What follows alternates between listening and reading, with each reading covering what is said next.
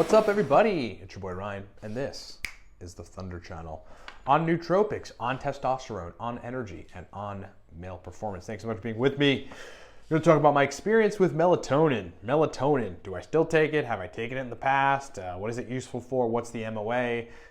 What's my take on it? Interestingly, in the nootropics forums, there's always a conversation about melatonin. Is it good? Is it bad? And a host of other things. I want to discuss what my strategy is now relating to sleep, because I do not take melatonin now. I have at various hints, and I'll explain that. Doses and a host of other things. Okay, so let's just jump right into the MOA, because this is really important, and I don't think it gets discussed enough. Very complex. I mean, it breaks down into like 7 or 8 different metabolites once your body breaks it down. You have a few melatonin receptors, let's just call it MT1 and MT2 for now, that melatonin binds to, and then those receptor sites from melatonin agonizing them have responsibilities. But the primary responsibility as it relates to sleep is essentially acting on adenylate cyclase and inhibiting CAMP signaling. Okay, that's what it's really doing, inhibiting CAMP signaling, and that is your energy production. So when melatonin binds to particularly the type 1A melatonin receptor, then you start inhibiting CAMP, and then you've got sleep induction. So let's talk about my history with it. So first of all, I'll say right now I do not take melatonin. Don't take it right now. But I did, okay? I did take melatonin 3 years ago or so. I kind of wanted to see, hey, would this allow me to induce sleep easier? Stuff that was happening in my life at the time, shut my brain down, and then just be able to induce sleep in a manufactured way. I mean, I'm a neurohacker that is into nootropics and testosterone and all these kind of things, and so I'm always looking for ways to see if I can manipulate biology and whatever. And melatonin was actually really useful in that regard. My dose was 3 milligrams. The typical dose range is anywhere from 0.3 to 10 milligrams. I mean, I think that's really high. I stuck with 3 milligrams. I'd take 1 3 milligram dissolvable melatonin tablet, and within probably about 30-40 minutes, it would onset. I would notice it, and then I'd be at the point where, I couldn't keep my eyes open anymore, and I would have to go to sleep. Now, that's not typical for it to happen that fast under normal conditions, right? In my body, that's just not how it typically works. I don't, start to feel the tiredness, and then it just rapidly onsets, and then I get to the point where I kind of just like, there's no other choice here but to go to sleep. I went on to take melatonin for, probably the ensuing 2 years, like the next 2 years or so. Pretty much every night I would take melatonin. It also helped my digestion. Melatonin tends to help with reflux to a capacity, and whenever I would have reflux, almost undoubtedly because I ate something stupid, melatonin tended to help that, at least in some part. Do I take melatonin now? No. If I can avoid it, I don't take it. And not because I think it's going to do anything bad to me, but because compounds are really only in the mix for me, aside from nootropic stacks to foster productivity throughout the day, if they need to be in the mix. Okay, and then when they don't need to be in the mix anymore, they're not in the mix anymore. And basically with melatonin, I stopped taking it, I don't know, I want to say a year ago. I kind of just was like, you know what, I don't care.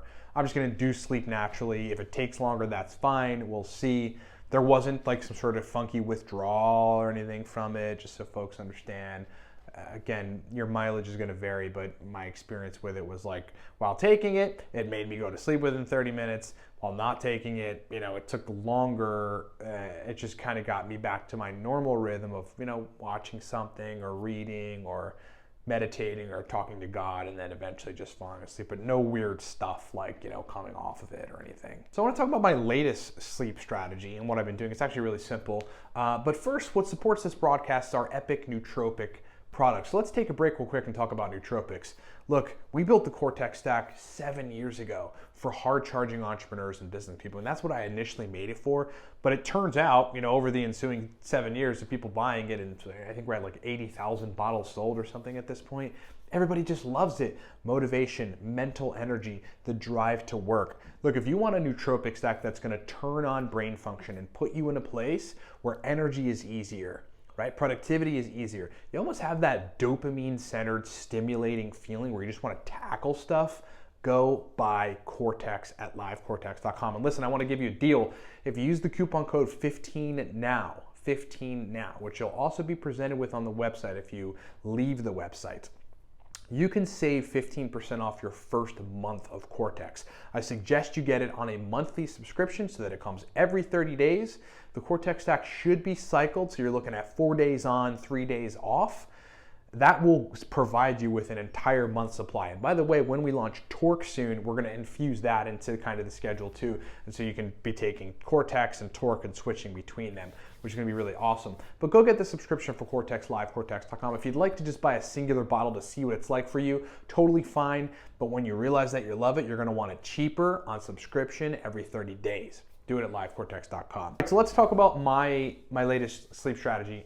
So yeah, I stopped taking melatonin again, somewhere around, I want to say it was about a year ago, and just kind of get back to my regular schedule of like falling asleep normally. I mean, it's not that difficult for me to fall asleep. I'm either watching something like a Showtime show or something, like a series, or I am watching something and then researching on my phone. That's 99% of the time like what I'm doing before bed. Now I might pray, and I also will like flip over, lay on my stomach and think about business and life and stuff that's going on with Cortex Labs. Either way, then in that time period I usually just start to get tired, notice that I'm tired, right? And then eventually it gets to that point where I'm like, all right, I'm pretty much ready to clock out. I say goodnight to my cats, and within about 5 minutes, I'm asleep.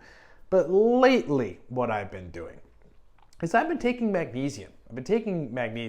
Magnesium is not a supplement, for the record, that I have taken a lot over the years. Lately, I've been dosing 250 milligrams of magnesium glycinate about 2 hours before I'm about to jump into bed. So call that like 8:30 or so, because I usually get in bed at like 10:30. Quite honestly, it's a really great wind down for that latter period of the night. If I'm not working or aggressively on like nootropics, doing something related to productivity, it's a great brain wind down. It does tone down like that, you know, that sort of, I don't want to call it anxious feeling. I'm just a generally anxious, productive person. We'll just call me anxious, productive, right? Don't want to sit still, like to get things done, like to sort of be doing stuff. Magnesium really helps at night, just in 250 milligrams of magnesium glycinate, just sort of tone that down. And then what's interesting about it is it seems to make me release my own endogenous melatonin quicker than my regular baseline. I'm sure there's a mechanism for that, and you guys can go research it. I haven't, but you know, I'm curious to probably research that tonight, perhaps when I'm going to sleep.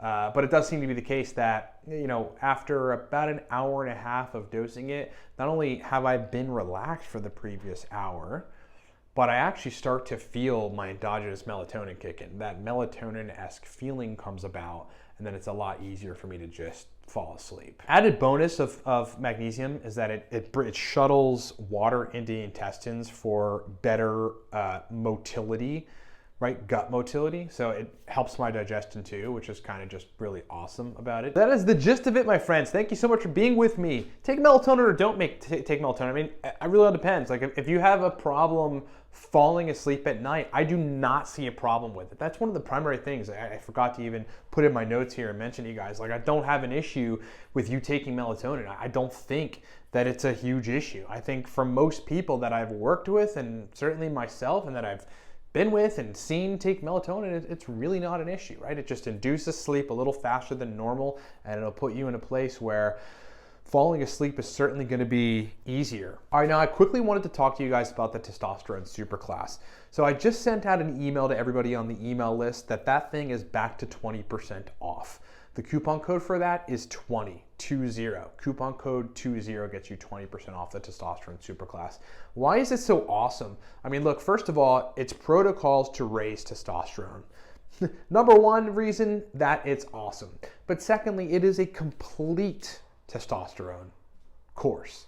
Like a lot of the courses out there are like, all right, we'll take zinc and do this and eat cholesterol and maybe take some fenugreek and whatever. And it's maybe some natural protocols, but they're not as in-depth and certainly not as large as the protocols that we've got in the testosterone superclass. I mean, my natty protocol, my natural protocol is actually very, very robust. Includes modifying the androgen receptor function, optimizing it so that you can get the best out of the androgens that are binding to the ARs. But what makes it complete is that we are also giving you strategies to supercharge your own endogenous testosterone, not exclusively with natural compounds, okay? So there are other compounds that you may need to use depending on how old you are and where you are in your testosterone raising process that are safe and highly, highly effective at forcing you to make your own testosterone endogenously without having to go on hormone therapy. And we talk about those types of protocols in the testosterone superclass 2. Should you go on TRT? We discuss that. We discuss exactly the point at which you've done everything you can. It's like if you've done this, this, and this on the natural or semi-natural route to raise testosterone, and you've given it the proper time frames and nothing has worked, then is the time to go on TRT. But there's a very particular way to go on TRT, and we discuss that too in the testosterone superclass. It's just so complete, packed with very, very powerful principles on how to raise your testosterone as a guy. And look, as I always say, raising your testosterone will absolutely change your life. It'll make you a different guy. It changes your confidence, makes you generally have more energy throughout the day. In the latter part of the day, when you'd rather go to sleep or just like, I don't know, sit on your couch and drink beer, God forbid, and like you're cropped out at 5 p.m., having high testosterone actually changes that. And in that 5 p.m. onward time frame, you want to be productive. You want to get stuff done. You don't want to just like crash on the couch and be a nobody. You want to live your life. So go get the Testosterone Superclass livecortex.com. Again, please use the coupon code 2020. You can save 20% on it right now. Download the video course, start watching it, start getting the stuff that you need for the protocols, and begin. Okay, your life changes when you start working on testosterone. Thank you so much for being with me, everybody. Talk to you next time.